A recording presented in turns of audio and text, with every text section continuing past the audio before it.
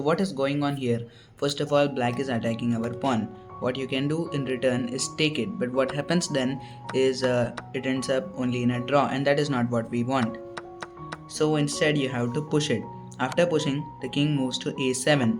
Isn't this just a free pawn? No, because after you take, what happens is black can climb his knight up like this. After you take the other pawn, he can climb his knight like this, and now he is stopping our pawn.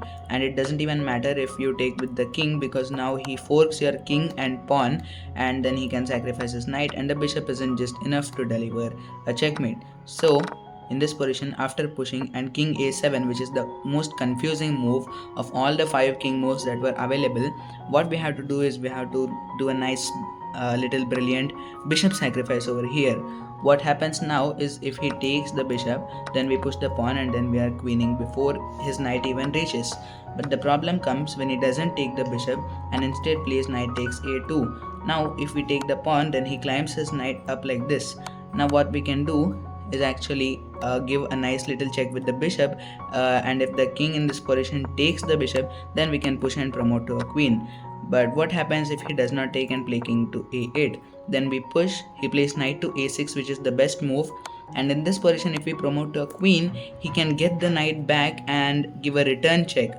What we can do is get the king closer, because if we take with the queen, then it's again just a draw, because a bishop isn't enough to deliver a checkmate. So what happens, we have to get our queen, but now it is just checkmate because all the escape squares of the king are just covered and the knight is pinned.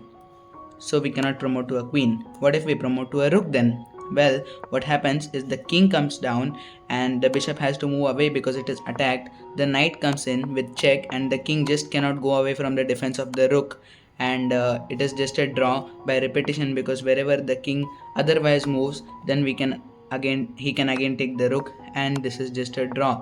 So we cannot even promote to a rook.